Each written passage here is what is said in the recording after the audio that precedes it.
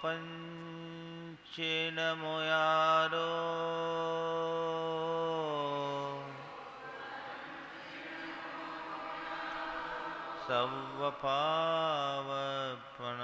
सर्वपावपनाशनो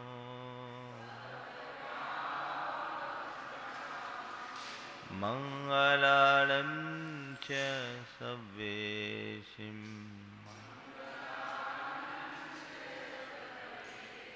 परमं हो मंगलम।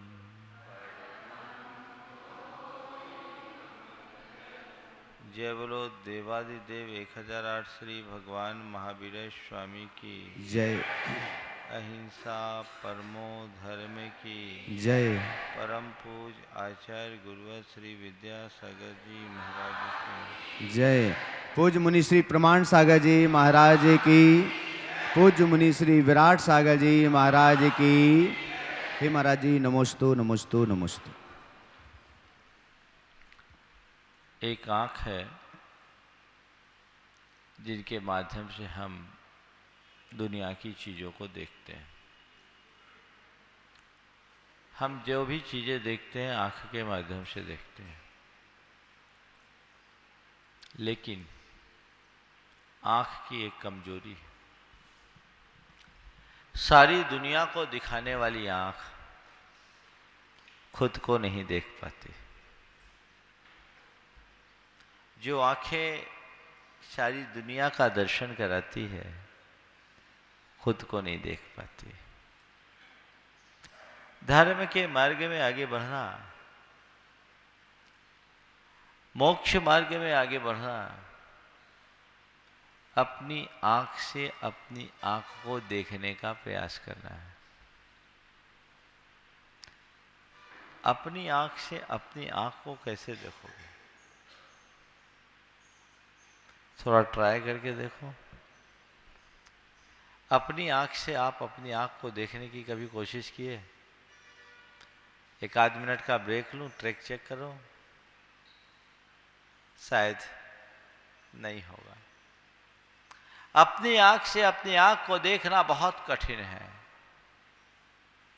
लेकिन मैं कहता हूं अपनी आँख को अपनी आँख से देखना बहुत सरल है। अपनी आँख से अपनी आँख को देखना बहुत सरल है। कैसा सरल है? देखना चाहते हो? जाओ किसी आईना के सामने खड़े हो जाओ। क्या हुआ? आईना के सामने खड़े होते ही हमें अपनी आँख से अपनी आँख को देखने का अवसर मिल जाता है। संत कहते हैं अध्यात्म का मतलब है अपने भीतर झांक कर देखना, यानी अपनी आँख से अपनी आँख को देखना। और उस आँख को देखने के लिए प्रारंभिक भूमिका में कोई सहज रूप से समर्थ नहीं होता। उसके लिए किसी दर्पण की जरूरत है, और वो वीतराग देव शास्त्र गुरु वो दर्पण है जिसमें हम अपना प्रतिबिंब देखते हैं, अपनी आँख से अपनी आँख को देखते हैं। देव शास्त्र गुरु का आलंबन हमें आत्मबोध देता है, सावधानी बनाता है, हमें स्वरूप निष्ठ बनाकर स्वरूपोपलब्धि का मार्ग बताता है। रत्नत्रय का दूसरा महत्वपूर्ण अंग है सम्यक ज्ञान। ज्ञान तो हर किसी के पास हो सकता है, होता है। ज्ञान जीव का स्वभाव है। किसी के पास कम, किसी के पास अधिक, हीनाधिक मात्रा में ज्ञान सबके पास है। लेकिन केवल ज्ञान कल्याण का कारण नहीं, सम्यक ज्ञान। ज्ञान और सम्यक ज्ञान में अंतर समझना। ज्ञान का मतलब केवल जानना, और सम्यक ज्ञान का मतलब सही जानना। ज्ञान तो किसी के भी जीवन में हो सकता है, पर सम्यक ज्ञानी कोई विरला होता है। हम लोग बोलते हैं धन कन कंचन राज सुख, सब ही सुलभ कर जान, दुर्लभ है संसार में एक यथार्थ ज्ञान। उस यथार्थ ज्ञान की अभिव्यक्ति के बाद ही हमारे जीवन का कल्याण होगा। सही जानना, जो वस्तु जैसी है उसे उसी रूप में जानने का नाम सम्यक ज्ञान है। आपको अपना सम्यक ज्ञान है? बोलो। औरों के ज्ञान की बात जाने दो, आपको अपना खुद का सम्यक ज्ञान है? भाई साहब सभा में पीछे बैठो, अपना सम्यक ज्ञान, जो वस्तु जैसी है उसे उसी रूप में जानना सम्यक ज्ञान है, और यही हमारे कल्याण का आधार है ज्ञान। अपना सम्यक ज्ञान, अपने बारे में यथार्थ ज्ञान। क्या हो गया? आप लोगों की स्थिति कैसी बताऊं? एक आदमी अपने मित्र से मिला और उससे कहा, भैया तुम यहां हो, पता है तुम्हारी पत्नी विधवा हो गई। तुम यहां हो, तुम्हें पता है तुम्हारी पत्नी विधवा हो गई। बोले सच? बोले हाँ, और रोना शुरू कर दिया। ये तुम्हारा सम्यक ज्ञान है। हाँ, क्या कहानी है? संसार का हर प्राणी भ्रम में जी रहा है, और जब इस भ्रम का निवारण होता है तब यथार्थ का दर्शन होता है, यथार्थ का ज्ञान होता है। और जिसके अंदर यथार्थ का ज्ञान प्रकट हो जाता है उसके जीवन में वैराग्य भी प्रकट होता है। आप लोग रोज भगवान की स्तुति करते हुए पढ़ते हो, मैं भ्रम्यो अपन पौ विशर आप, अपनायो विधि फल पुण्य पाप, निज में पर को कर, निज को पर का करता पिछान, पर में अनिष्टता इष्ट थान, आकुलित भयो अज्ञान धार, जो मृग तृष्णा जा निवार। ये पंक्तियां भगवान को सुनाते हो, भगवान को ही सुनाना कहेंगे, रोज दोहराते हो। कभी इनके भाव के विषय में सोचना की कोशिश की? कभी इसके भाव के विषय में सोचा? हे भगवान, आज आपके समक्ष खड़े होने के बाद मुझे अपने जीवन की वास्तविकता पता लगी। आप मेरे सामने एक दर्पण के भांति प्रकट हुए, और आप में जाने कि आपके सामने खड़े होने पर मुझे मेरा प्रतिबिंब दिख रहा है। अभी तक मैं अपने आप को कुछ और मानता था, पर मैं हूं कुछ और। आज मुझे पता चला कि असल में मैं क्या हूं। अभी मालूम पड़ा, अभी तक तो मैं अनभिज्ञ था, मुझे इसका कोई पता ही नहीं था। मैं संसार में भटका हूं, दुखी बना रहा हूं, अनादि काल से दुखों का पात्र बना हुआ हूं। बने हो कि नहीं, पहले ये और बता दो। हाँ, कहते तो हैं भगवान के सामने कि भगवान मैं बहुत दुखी हूं, मेरे दुख को हरो, और भगवान के दर्शन करके बाहर आते हो, अपने आप को दुनिया में सुखी मानना शुरू कर देते हो। और आप अपने आप को सुखी किससे मानते हो? कभी आपने विश्लेषण करके देखा? अपने आप को जब कभी भी आप सुखी महसूस करते हो तो कब करते हो? थोड़ा सा बताओगे? हाँ, क्या?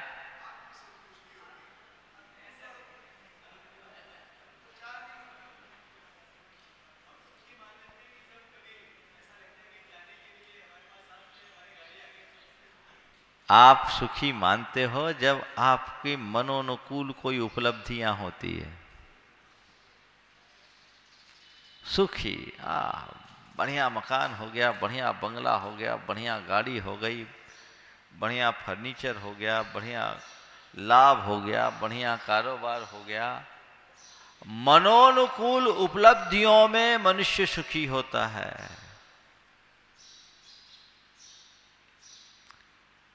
पर वो सुखी कितनी देर तक रहता है?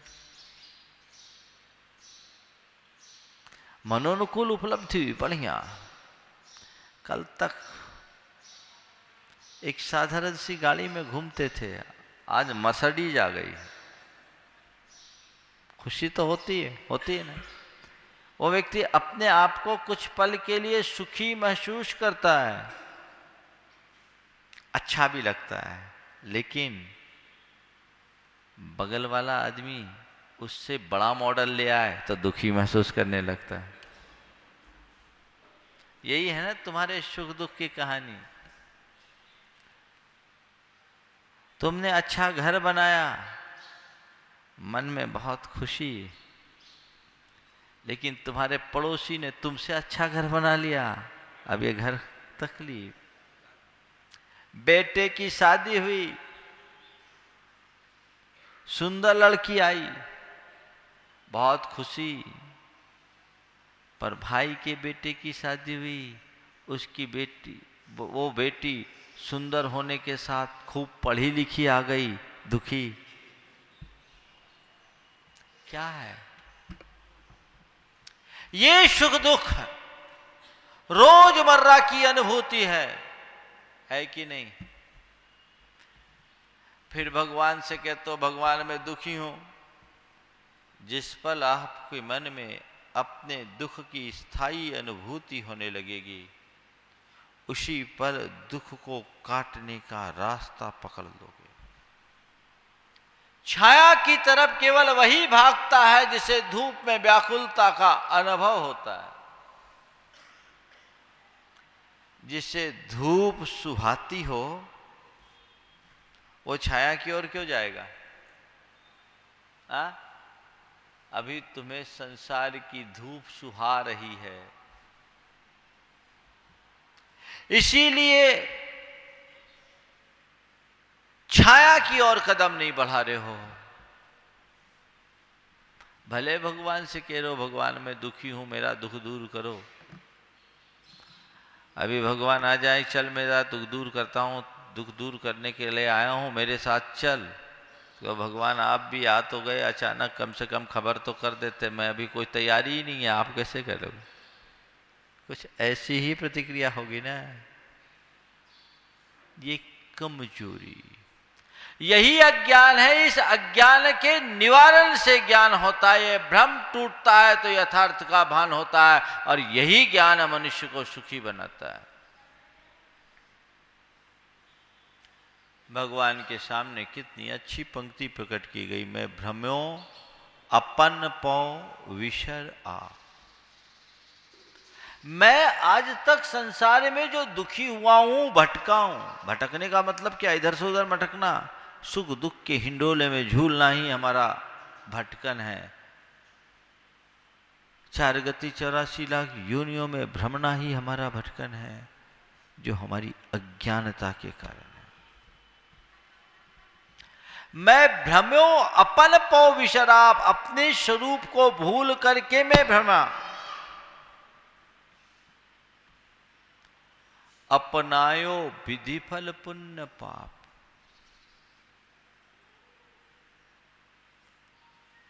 आकुलित भयो अज्ञान। मैं भ्रमो अपन पो विशर आप, अपनायो विधि फल पुण्य पाप। निज को पर का करता पिछान, पर में अनिष्टता इष्टमान। हमने हमेशा कर्म के पुण्य और पाप रूप फलों को अपनाया।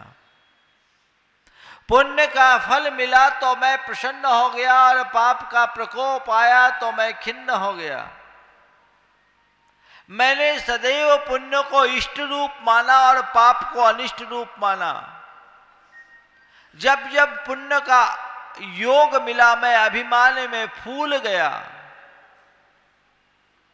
और जब जब पाप का झटका लगा मैं भीतर से टूट गया, क्योंकि मैंने पुण्य और पाप पूर्ण परिणति को ही अपनी परिणति मान रखा।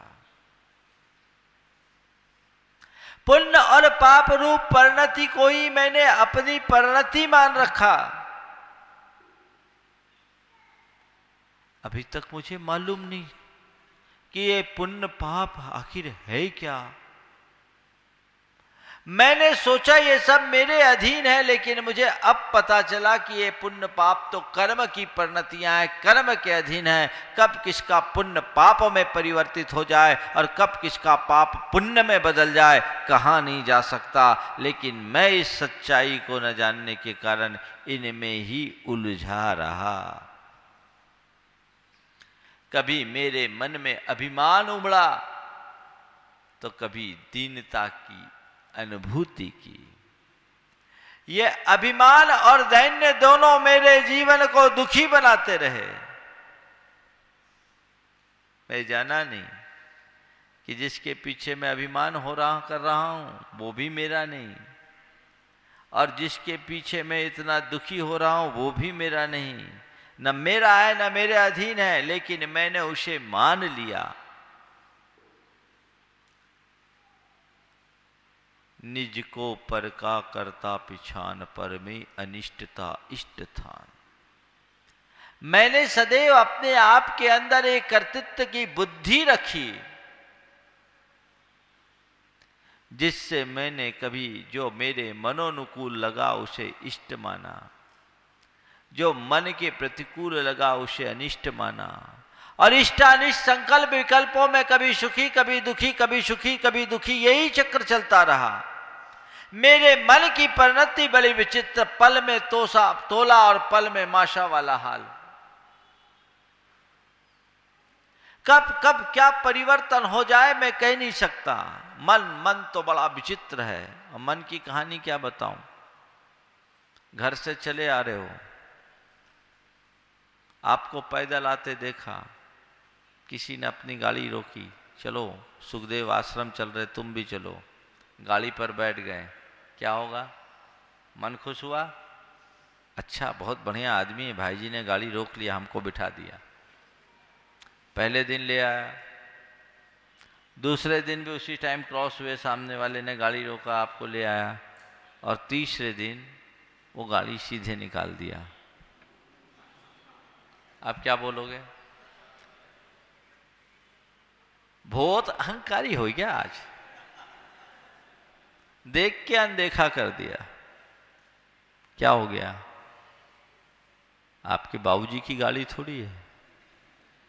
2 दिन तक उसने आपको अपनी गाड़ी पर बिठाया, उससे कोई फर्क नहीं। एक दिन नहीं बिठाया, उल्टा रिएक्शन, अभी अभिमानी हो गया।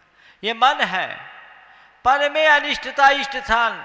जो अनुकूल बने वो इष्ट, और जो प्रतिकूल बने वो अनिष्ट। और कौन सा अनुकूल कब प्रतिकूल बन जाए पता नहीं। प्रतिकूल को अनुकूल और अनुकूल को प्रतिकूल बनते देर नहीं लगती। देखो एक दूसरा उदाहरण देता हूं।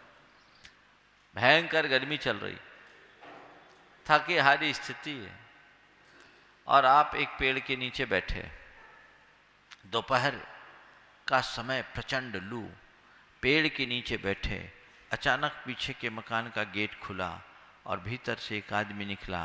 बोला, भाई साहब गर्मी बहुत है, पानी लाऊं क्या? बड़ी कृपा हो गई। सामने वाला पानी लेने अंदर चला गया। सामने वाला पानी लेने अंदर चला गया, और आप मन ही मन कह रहे कितना जेंटलमैन है, कितना सुहृदय आदमी है। देख करके पानी ऑफर कर गया, और अंदर जाने के बाद 15 मिनट में बीत गए, सामने वाला बाहर नहीं आया। अब क्या करोगे? गजब का आदमी है, कैसा आदमी है, बिना मतलब के किसी को लटका के रखने का क्या मतलब? हमने थोड़ी बोला था, पानी ऑफर करके चला गया। 10-20 गालियां तो मन में दे ही दोगे, और आपने तय कर लिया कि बस अब उठ के जाना ही है। इसी बीच दोबारा वो आदमी आया और उसने कहा, भाई साहब माफ़ करना, विलम्ब हुआ, सोचा गर्मी बहुत तेज है, अकेले पानी से काम नहीं चलेगा, ठंडाई ले आओ, इसलिए देर लग गई। अब क्या कहोगे? अरे कितना बढ़िया आदमी है, पानी की क्या क्या ठंडाई की बात कर रहा है, और हकीकत में ठंडाई अभी तक आई नहीं है। ये इष्ट कब अनिष्ट और अनिष्ट कब इष्ट बन जाता है, ये मन की दुर्बलता है। आकुलित भयो अज्ञानधार, जो मृग मृग तृष्णा जानिवार। मैं इसी अज्ञानता के कारण भ्रम में जिया हूं और आकुलता को भोगा हूं। जैसे मृग मृग तृष्णा को सरोवर मानकर भटकता है, वैसे मैं भटकता हूं। बस इसी अनुभूति का नाम सम्यक ज्ञान है। सम्यक ज्ञान के संदर्भ में 4 बातें आज आप सबको ध्यान में रखने की है। मैं कौन हूं, इसे पहचानो। संसार में जो भी दिख रहा है वह पुण्य पाप का खेल है, इसे जानो। तीसरे नंबर पर संसार के वस्तु का परिणमन अपना अपना स्वतंत्र परिणमन है, इसे जानो। और चौथी बात, पर के संयोग में दुख होता है, इसे जानो। अपने स्वरूप को जानो, अपनेपन को पहचानो। मैं कौन हूं? मैं शुद्ध आत्म तत्व हूं, बाकी तो सब ये प्रतीच्छाया है। अपनी क्षमता को जानो, अपने स्वरूप को पहचानो, कभी भटकोगे नहीं। सम्यक दृष्टि जीव अपने आप को पहचानता और ये जानता है कि मैं अजर अमर अविनाशी तत्व हूं। मेरा एक प्रदेश भी इधर से उधर नहीं हो सकता। वो कभी दुखी नहीं होता, वो कभी भ्रमित नहीं होता। कबीर ने एक बहुत अच्छा भजन लिखा इसी से मिलता जुलता। अपन पो आप ही बिसरो, जो जैसे स्वान कांच मंदिर में भरमते भूख मरो। अपन पो आप ही बिसरो, जो केहरी बपू निरख कूप जल प्रतिमा जान परो। वैसे ही गज फटिक शिलामणि दसननी आन अरो। अपन पो आप हु बिसरो, कहत कवि जो जैसे स्वान कांच मंदिर में भरमते भूख मरो। अपन पो आप ही बिसरो, जो केहरी बपू निरख कूप जल प्रतिमा जान परो। वैसे ही गज फटिक शिलामणि दसननी आन अरो। मरकट मूठी स्वाद नहीं बिहुरे, घर घर रटत फिरो। अपन पो आप हु बिसरो, कहत कबीर ललनी के सुगना।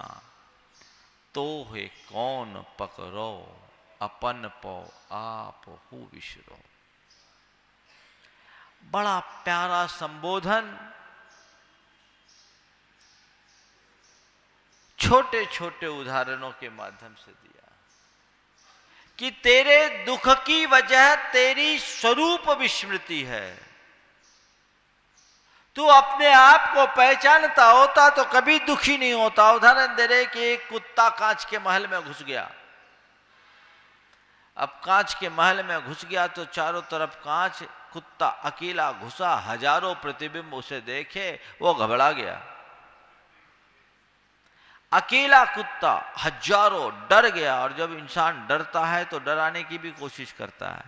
अब डरा तो अपनी बचाव के लिए उसने जोर से भौंका। एक कुत्ता भौंका, एक साथ हजारों कुत्ते उसे भौंक पड़े। वो उस पर टूटा, कुत्ते उस पर टूट पड़े।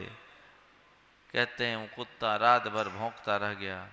सुबह जब महल का द्वार खोला गया तो कुत्ता मृत पड़ा दिखाई पड़ा। और सबसे बड़ी आश्चर्य की बात कि उस मृत कुत्ते का शरीर कई जगह से क्षत विक्षत था। उस कुत्ते को किसने छत विक्षत किया? कोई दूसरा कुत्ता तो था नहीं, पर ये मेरा प्रतिबिंब है, ये उस कुत्ते को पता नहीं था। काश कुत्ते को ये पता लगता तो कुत्ता भटकता नहीं। दूसरा उदाहरण दिया, वैसे ही गज फटिक शिला मणि दसननी आनारो। इस फटक की शिला में जब हाथी को अपना प्रतिबिंब दिखता है तो हाथी सोचता है इसके भीतर कोई हाथी घुसा हुआ है, तो अपना सिर भिड़ा भिड़ा कर अपना सर्वनाश कर लेता है। ज्यों केहरी बपु निरख कूप जल प्रतिमा जान परो। वो कहानी आप सबको पता होगी कि शेर खरगोश की बुद्धिमत्ता के कारण कैसे कुएं में अपने पड़े हुए प्रतिबिंब को देखकर कुएं में छलांग लगाया और अपनी जान से हाथ धो दी। पंचतंत्र की कहानी, पूरी कहानी नहीं सुनाऊंगा, लेकिन अपना प्रतिबिंब देखकर अपना विवेक खोया और भ्रम को यथार्थ मान लिया, प्रतिच्छाया को असली मान लिया, कुएं में छलांग लगा दिया, शेर चला गया। फिर कहते मरकट मूठी स्वाद नहीं बिहुरे, घर घर रटत फिरो। बंदर होता है, बंदर को पकड़ने के लिए कहते हैं कि बंदरों को चने बड़े प्रिय होते हैं, तो सकरे मुंह के मटकों में चना भर दिया जाता है। बंदर उनमें से चना निकालने के लिए हाथ डालता है और मुट्ठी भरता है। मुट्ठी भर करके चना जब निकालने को होता है तो मुट्ठी बड़ी हो जाती है। तो बंदर ये सोचता है कि इस मटके ने मुझे पकड़ लिया, और मटके ने मुझे पकड़ लिया, उस पकड़ के चक्कर में वो वहीं का वहीं जकड़ जाता है, भाग नहीं पाता और पकड़ में आ जाता है। काश बंदर को पता होता कि अभी मुट्ठी ढीली करूं तो अभी मेरा हाथ बाहर आ सकता है, इसमें कुछ करने लायक नहीं, लेकिन फिर भी वो बंदर पकड़ा जाता है। और आखिरी कहा, कहत कबीर ललनी के सुगना, तो हे कौन पकड़ो अपन पो आप ही विष। ललनी क्या होता है? तोते को पकड़ने के लिए रस्से में इस प्रकार की लकड़ियां फंसाई जाती है, लगभग 9-9 इंच की, 10-10 इंच की ऐसी रस्सी होती है, ऐसी लकड़ी फंसा दी जाती है और बांध देते हैं। तोते को पकड़ने वाले इस ललनी को लटका देते हैं, नलिनी बोलते हैं उसको, नलिनी, ललनी। और ललनी को जब तोता बैठता है तो तोते के भार से वो ललनी झुक जाती है। ऐसे एकदम से बैठा, वो फंसी हुई है, झुक गई, तो तोता क्या कर सोचता है कि इस ललनी को मैं छोड़ूंगा तो गिर जाऊंगा। गरीब व्यक्ति झोपड़ पट्टी में भी कोई जन्म लेता है तो कुछ नहीं तो कम से कम कथरी तो बिछी जाती है,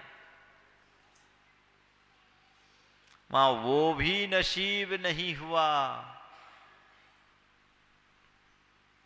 मां छिप गई। इधर सेठ अरहत दास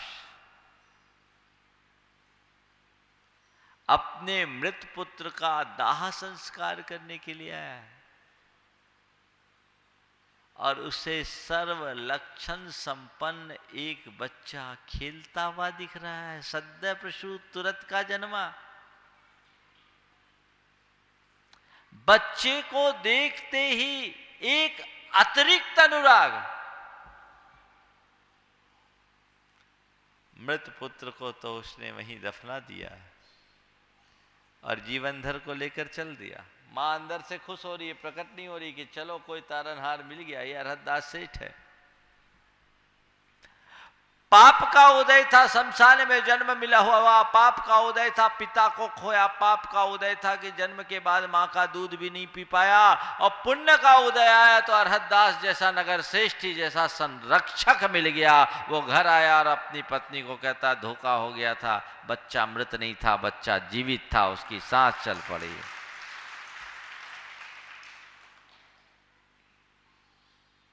कैसा चक्र है, कैसा खेल जैसा लगता है। जीवनधर चरित्र को पढ़ो,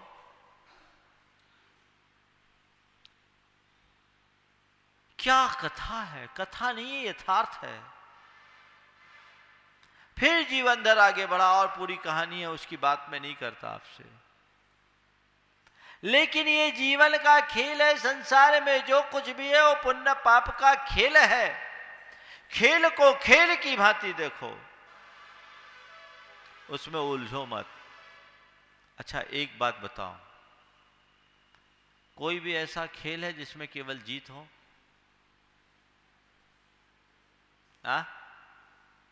कोई भी दुनिया में कोई भी ऐसा खेल है जिसमें जीत हो, कभी हार ना हो? जिस खेल में केवल जीत हो खेल ही नहीं रहेगा। खेल तो वही है जिसमें जीत भी हो और हार भी हो। ये हो सकता है कि खेल खेलने वाला खिलाड़ी हमेशा जीतता रहे, कभी हार का सामना न देखे, लेकिन ऐसा कोई खेल नहीं जिसमें कभी हार ना हो। जीत भी है तो हार भी है। खेल खेलो तो उसे खेल की भावना से खेलो। ये समझो कि कभी जीत तो कभी हार। जीत है तो स्थायी नहीं, हार है तो स्थायी नहीं।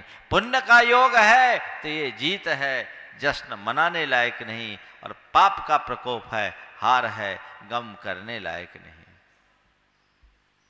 खेल समझो, पुण्य पाप का खेल। महापुरुषों की जीवन गाथा को पलटोगे, देखोगे कैसा कैसा योग बनता है। श्री कृष्ण के जीवन को पलट करके देखो। जन्म लेते ही मां से दूर होना पड़ा, जन्म लिया मथुरा में और रहना पड़ा नंदगांव में, मां का दूध भी नहीं पी पाए। उनके पिता वसुदेव को देखो, हरिवंश पुराण में उनका जीवन चरित्र मिलता है कि कितने कितने कष्टों का सामना करना पड़ा। इधर पाप आ रहा है उपसर्ग बनकर, तो इधर पुण्य आ रहा है संरक्षक बनकर। खेल है, चक्र है। एक दिन मैं इसी तरह की बता रहा हूं। मेरा बेटा लखनऊ में है, वो एक जमीन के सौदे के लिए काफी दिनों से प्रयासरत था। 15 मिनट बाद वो खबर आई कि वो जमीन का सौदा हो गया और उसमें एक अच्छी रकम की आमदनी हुई। हम ये सोच रहे हैं महाराज, किस पर हंसे किस पर रोए। ये रोने का समाचार था, ये हंसने का समाचार था। आप जो बोलते हैं बिल्कुल सही बोलते हैं, बस ये चीज समझो। कभी रोना कभी हंसना ये तो लगा ही है। पुण्य पाप का खेल है, खेल को खेल की भांति देखो, उलझो मत। हवा के वेग से कागज का टुकड़ा उड़ा और पर्वत के शिखर पर जा पहुंचा।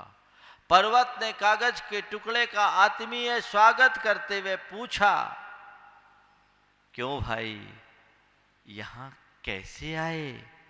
कागज ने अकड़ कर कहा, अपने दम पर और कैसे। हवा के वेग से उड़े हुए कागज का टुकड़ा, उड़ा हुआ कागज का टुकड़ा पर्वत के शिखर पर पहुंचा।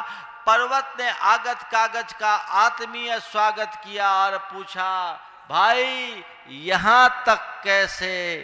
कागज ने अकड़ कर कहा, अपने दम पर और कैसे। कागज का उत्तर पूरा हुआ भी नहीं कि हवा का एक दूसरा झोंका आया, कागज को उड़ाया और नीचे नाली के गटर में उसे पहुंचा दिया। कागज सड़ रहा था। बंधुओं, जीवन की सच्चाई है, तुम्हारी औकात, तुम्हारा वजूद एक कागज के टुकड़े से बढ़कर नहीं है। जो पुण्य के हवा का योग आता है, सफलता के शिखर पर पहुंचा देता है, और पाप का झोंका आता है, गर्त में गिरा देता है। कब पुण्य का योग आए, कब पाप का झोंका आ जाए, कहा नहीं जा सकता। ये संसार है, पल पल में परिवर्तन हो सकता है। कब करोड़पति रोडपति बन जाए, रोडपति करोड़पति बन जाए, कहा नहीं जा सकता। कब किसकी लॉटरी खुल जाए और कब किसकी लुटिया डूबे, कोई भरोसा नहीं। इस सच्चाई को समझने वाला जीव कभी भटकता नहीं। मेरे संपर्क में एक व्यक्ति है, उनको गले में एक भारी नुकसान हुआ, बड़ा भारी, बहुत बड़े स्टॉकिस्ट थे। नुकसान हुआ, लोगों ने मुझे बताया कि महाराज इस बार अनुमानतः उन्हें इतने रुपये का नुकसान हुआ होगा। मेरे पास आए, मैंने केवल उससे इतना पूछा, क्यों भाई सब ठीक है ना? बोला हाँ महाराज आपकी कृपा है। मैंने कहा मैंने कुछ सुना है। बोले महाराज व्यापार ये सब तो चलता ही रहता है, हमने तो आप लोगों से इतना ही सीखा है, जो अपना है सो जाता नहीं और जो जाता है सो अपना नहीं, हम किसके लिए रोए। है श्रद्धान, ये ज्ञान का प्रयोग, ये ज्ञान उस व्यक्ति को किताबी ज्ञान नहीं, लेकिन जीवन के यथार्थ का ज्ञान। मेरे संपर्क में एक व्यक्ति जिनके यहाँ इनकम टैक्स की रेड हुई, बहुत तगड़ी रेड, यद्यपि उस स्टेट के सबसे ज़्यादा टैक्स पेई थे, फिर भी रेड पड़ी। रेड पड़ने के बाद 2 दिन तक रेड चली। उनके परिवार का एक सदस्य मेरे पास आया, अखबारों में सब समाचार छप रहा था। मैंने उनसे पूछा सब ठीक तो है? बोले हाँ ठीक है, कोई दिक्कत नहीं है। और उसने कहा महाराज जी फोन लगाते हैं, आपका आशीर्वाद पहुंच जाए तो अच्छा रहेगा। मेरे सामने फोन लगाया, उस समय उनकी धर्मपत्नी ने उठाया। थोड़ी देर बाद उनका फोन आया, मुझे नमोस्तु कहलवाया। मैंने कहा, केवल इतना ही कहा कि देखो विपत्ति में धैर्य रखना चाहिए, घबराना नहीं चाहिए। पर मेरी बात पूरी नहीं हुई, उसके पहले उन्होंने कहा कि महाराज से कहो कि हम आपके शिष्य हैं, आपने जो बताया है उसे हमने अपने जीवन में उतारा है, हमें कोई फर्क नहीं पड़ता, हम पूरी तरह से एकदम संतुष्ट हैं। हम तो यही समझते हैं जो जाना है सो जाएगा, मेरा है क्या जो जाएगा, ले जाए तो सब ले जाए। ये सोच, ऐसी सोच जिसके हृदय में विकसित होती है, उसका जीवन धन्य हो जाता है, वो कभी विचलित नहीं होता। अभी 6 महीना पहले, 8 महीना पहले अशोक जी के यहाँ रेड पड़ी। देखो सीखने की बातें मैं आप सबसे कह रहा हूं, कहाँ ज्ञान इस्तेमाल करना चाहिए। अशोक जी गुरुदेव के पास जिस समय उनके यहाँ समाचार पहुंच रहा, उस समय वो भगवान की पूजा कर रहे हैं और अपने बेटे को साथ में लिए हुए, और पंक्ति सुना रहे हैं, जीवन जौवन धन जल बुब्बुद समान, इसका अर्थ बता रहे। तभी मैसेज आया कि वहां कुछ गड़बड़ हो गया। उन्होंने कोई प्रतिक्रिया नहीं की, पूजा पूर्ण की, गुरुदेव को दर्शन किए, संघ के दर्शन किए। उसके बाद पूछा क्या हुआ, बोला ऐसा। बोले ठीक है, जो होना है सो हो जाने दो, जो ले जाना होगा ले जाएंगे, सब ले जाएंगे तो हम फिर से नई गिनती शुरू कर देंगे, क्या फर्क पड़ना, अपना है कहाँ जो जाएगा, और जो अपने तकदीर में लिखा उसके अलावा कुछ नहीं जाएगा। है ये धैर्य, ये समझ। मैं ऐसे लोगों को जानता हूं जो तत्व ज्ञान की चर्चाएं बहुत करते हैं, बड़ी बड़ी बातें करते हैं, पर अपने प्रैक्टिकल लाइफ में उसका लेश मात्र भी नहीं उतार पाते हैं। तो क्या मतलब फिर वो तुम्हारा कागजी ज्ञान है, किताबी ज्ञान है, तुम्हें ज्ञान नहीं केवल सूचनाओं का संग्रह कर रखा है। पुण्य पाप का खेल है, आ रहा है, चल रहा, उतर रहा, आने दो आने दो। विपत्ति है तो पुण्य पाप का योग के कारण विपत्ति और संपत्ति में, बीमारी में, स्वास्थ्य में, वियोग में, संयोग में, हानि में, लाभ में, ये दृष्टि वही प्रकट कर सकता है जो इस यथार्थ को समझता है। तो पहली बात अपने आप की पहचान, दूसरी बात संयोगों को पुण्य और पाप का खेल, तीसरी क्या बोली थी भाई? हर वस्तु का परिणमन स्वतंत्र है। अपने आप को केवल निमित्त मानो, कर्ता मत मानो। ये कर्ता बुद्धि ही दुखी बनाती है। निमित्त मान करके चलोगे तो तुम्हारे अंदर कर्तव्य पूर्ति की भावना होगी, और कर्ता मानोगे तो कर्तापन का अभिमान होगा। अभिमान हमेशा दुखी बनाता है और भावना के बल पर मनुष्य सुखी बनता है। घर परिवार की बात हो, समाज की बात हो, व्यापार की बात हो, कुछ भी हो, ये मान के चलो कि मेरा इसमें कोई बहुत बड़ा योगदान नहीं, मैं निमित्त हूं, संयोग मेरे अनुकूल बने और मैंने ये सफलता पाई, मैं इसमें निमित्त हूं। एक बार एक व्यक्ति ने मुझसे पूछा, महाराज आपने कहा कि अपने आप को निमित्त मात्र मानो, तो निमित्त तो कुछ करता नहीं। हमने कहा बिल्कुल निमित्त कुछ नहीं करता। उसका चेहरा खिल गया। महाराज कह रहे निमित्त कुछ नहीं करता। अप्रत्याशित जवाब से उसका चेहरा खिल गया, निमित्त कुछ नहीं करता। और मैंने उससे तुरंत कहा निमित्त सब कुछ करता है। क्या महाराज दोनों बातें? बोले हाँ। जीवन में अनेकांत को अपनाओ और इस हिसाब से चलोगे, जीवन सुखी रहेगा। पर का कभी भी अच्छा करो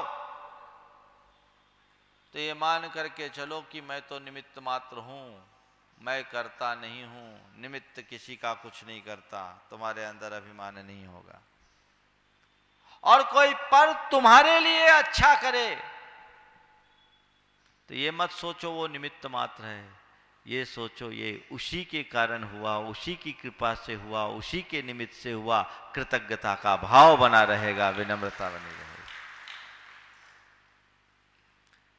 तो पर के लिए अच्छा करते समय ये सोचो निमित्त कुछ नहीं करता, और पर अगर अच्छा करे तो सोचो जो कुछ हुआ उसी के निमित्त से हुआ। इसे उलटकर नेगेटिव में, दूसरा यदि तुम्हारे प्रति दुर्व्यवहार करे तो सोचो वो क्या करेगा, वो तो निमित्त है, अंतरंग मेरा है। और खुद कभी किसी का गलत करना शुरू करो तो सोचो नहीं, मैं गलत कर रहा हूं, इसका भागी मैं हूं।